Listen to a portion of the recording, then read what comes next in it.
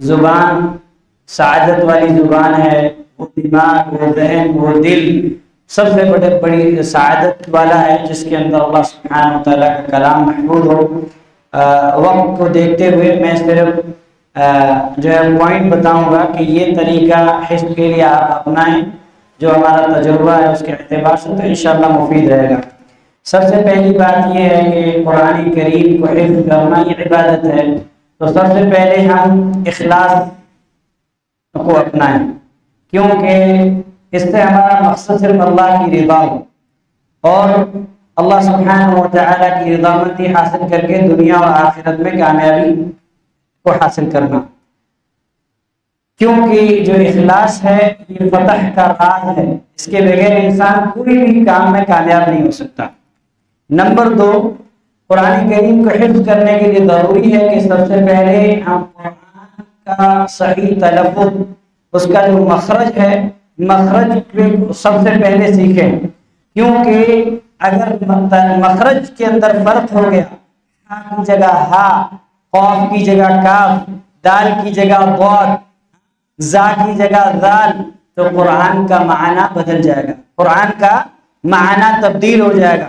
اس لیے ہمارے لیے ضروری ہے کہ ہم حفظ کرنے سے پہلے قرآن کو صحیح طریقے سے پڑھنا سیکھیں، اور اس کے لیے ہمیں ایک ماہر استاد کی ضرورت ہے جس کی نگرانی میں ہم یہ سیکھیں۔ یا تو پھر یہ ہے کہ ایسا ممکن نہیں ہے تو جیسے بہت سارے قاری ہیں، ان قاریوں کی قرأت سن کر کے جب قرأت آپ سنیں تو قرآن کھول کے بیٹھیں، اور اس کے بعد جو ہے آپ جب وہ پڑھیں تو آپ دیکھتے جائیں تو انشاءاللہ تلاوت کی تصحیح ہوگی۔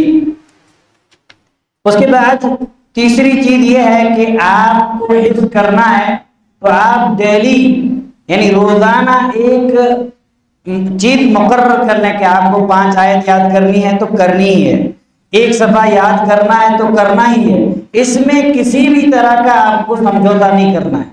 آپ کو مقرر کر لینا ہے کہ اس سے زیادہ جتنا ہو، لیکن یہ حفظ اتنا مجھے کرنا ہے تو مجھے کرنا ہی ہے، اور اس کے لیے آپ کو اچھے سے بار بار تکرار کرنی ہے، بار بار اس کو دہرانا ہے، کیونکہ علم جو ہے وہ نام ہے حفظ، نام ہے تکرار کا۔ جیسا کہ بعض سلف سے سوال کیا گیا کہ مجھے کسی نے سوال کیا کہ ہم حدیثیں یاد کرتے ہیں بھول جاتے ہیں، تو آپ نے ان سے سوال کیا کہ آپ کتنی بار یاد کرتے ہیں؟ تو انہوں نے اپنے حساب سے 10-15 مرتبہ کی بات کہی، تو کہا نہیں، ہم حدیثیں یاد کرتے ہیں تو ایک حدیث کو 500 مرتبہ دہراتے ہیں۔ کتنی مرتبہ؟ 500 مرتبہ دہراتے ہیں۔ بلکہ یہ بات تو ہم چھوڑیں، ہمارے ایسے شیخ حماد الانصاری کے بارے میں آپ پڑھیں، بڑی بڑی کتابیں میزان الاعتدال وغیرہ، اسی طریقے سے الاصابہ وغیرہ آپ نے 100 مرتبہ زندگی میں پڑھی ہے، جو اتنی مجلد کی کتابیں ہیں، تو یہ تو بہت ضروری ہے۔ اسی طریقے سے اس کے بعد جو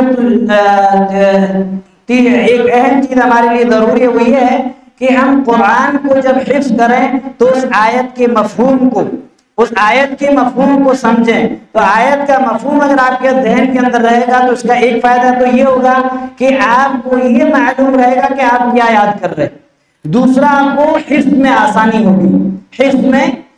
ہوگی۔ لیکن اس کا مطلب آپ یہ نہیں ہے کہ آپ صرف فہم یعنی سمجھیں اور پھر آپ اپنی طرف سے آیت گڑھ لیں، نہیں، ایسا نہیں ہے، بلکہ آپ کو اچھے طریقے سے یاد بھی کرنا ہے۔ اس کے بعد حفظ کرنے کے بعد آپ کو کسی استاد کو سنانا ضروری ہے۔ اگر آپ سنائیں گے نہیں تو آپ کتنا بھی اچھا حفظ کر لیں، آپ کا حفظ جو ہے مضبوط نہیں ہو سکتا۔ اور اس کے لیے میں ایک آپ کو مثال دیتا ہوں، ہمارے نبی صلی اللہ علیہ وسلم بھی قرآن سناتے تھے، جبرائیل کو سناتے تھے کہ نہیں، تو بغیر یعنی استاد کی سنائے ہوئے ہم کبھی بھی اچھا حفظ نہیں کر سکتے۔ اسی طریقے سے ہمارے لیے بھی ضروری ہے کہ ہم قرآن کو حفظ کریں، تو حفظ کے بعد قرآن کا مراجعہ، اس کو دہرانا، اور اس کے لیے بہترین طریقہ یہ ہے کہ نماز کی سنتیں، فرائض وغیرہ میں جو آپ نے یاد کیا آپ اس کو پڑھتے رہیں تو انشاءاللہ حفظ مضبوط ہوگا۔ اس کے بعد آپ کے لیے ایک اور چیز ضروری ہے کہ حفظ کرنے کے لیے آپ مناسب وقت کا اختیار کریں، جو آپ کے لیے مناسب وقت ہو۔ جیسے سب سے مناسب وقت جو ہوتا ہے فجر کے بعد کا وقت ہوتا ہے، اسی طریقے سے اگر آپ دوپہر میں سوتے ہیں تو سونے کے بعد جب اٹھیں آپ تو جو ہے حفظ، کیونکہ ہمارا ذہن صاف ہوتا ہے اور ہمارا تجربہ سارے حفاظ کا یہ تجربہ ہے کہ آپ کو بہت جلدی یاد ہوگا. اور اس کے لیے ایک اور طریقہ اپنائیں کہ آپ کو کوئی بھی چیز یاد کرنی ہے دن رات میں آپ رکھ لیں.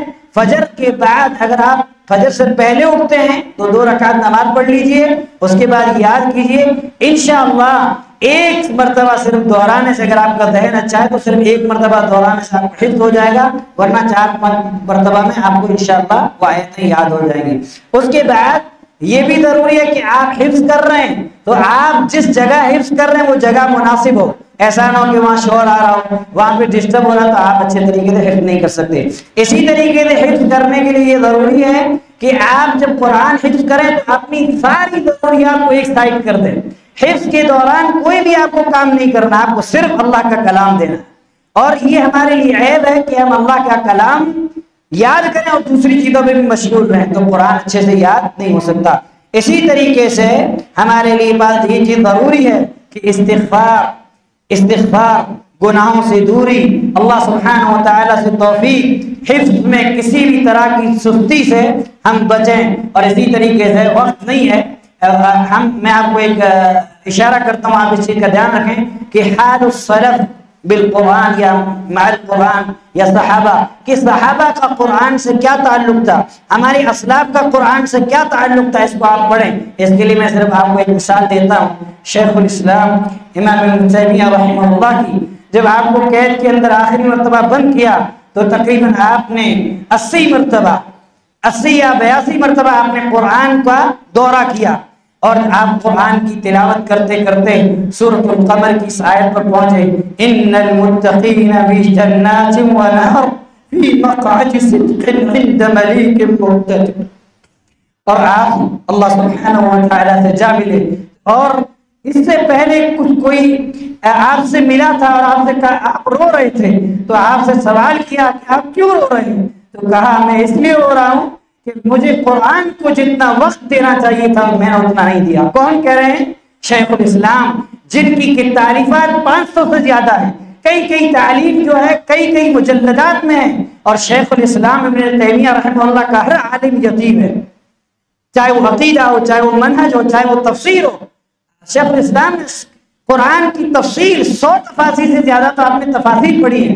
جو چیز ایک مرتبہ آپ پڑھتے تھے، علامہ ابن قیم رحمہ اللہ بیان فرماتے ہیں کہ ایسا محسوس ہوتا تھا کہ آپ دیکھ کر کے وہ چیز جو ہے سنا رہے ہیں. تو یہ شیخ الاسلام تیمیہ رحمہ اللہ کی مثال تھی جو میں نے آپ کے سامنے پیش کی. اللہ تعالیٰ سے دعا کرتے ہیں کہ اللہ ہمیں ہمارے سینوں کے اندر اپنے کلام کو محفوظ کرنے والا بنائے. اللہ سبحانہ و تعالیٰ ہمیں اللہ سبحانہ و تعالیٰ کی کتاب کا حافظ بنائے. اور قرآن کو یاد کرنے کی کوئی عمر نہیں ہے، کوئی عمر نہیں ہے. صحابہ اکرام میں بہت سارے صحابہ نے کب اسلام قبول کیا؟ 50-60 سال کے بعد، لیکن قرآن کے حافظ بنے. اور سعودی عرب کے اندر ایک عورت جو پڑھنا نہیں جانتی تھی، ڈیلی بکریوں کو چرانے نکلتی تھی، ریڈیو پہ قرآن سنتی تھی، اس نے ریڈیو پہ قرآن سن کے قرآن حفظ کر لیا. اس کی مثال آپ کے سامنے یہ نابینا حضرات جنہیں اللہ نے آنکھ کی بینائی سے تو محروم کر دیا، لیکن اللہ تعالیٰ نے جو حقیقی بصارت دی ہے، ان کے پاس کچھ نہیں، صرف سن کے قرآن کو حفظ کرتے ہیں. تو کیا ہمیں اللہ نے آنکھ جیسی نعمت دی، ہم قرآن کو حفظ نہیں کر سکتے؟ بالکل کر سکتے ہیں. اللہ سبحانہ و تعالیٰ ہم سب کو توفیق دے اور اللہ تعالیٰ ہمیں اس معاملے کے اندر جو ہے سبقت کرنے کی توفیق نصیب فرمائے. آمین. بڑی قیمتی نصیحتیں اور بڑی اچھی باتیں بتا رہے تھے. اس بات کی ہے کہ ان طریقوں کو ہم عمل میں لائیں اور اس کے بعد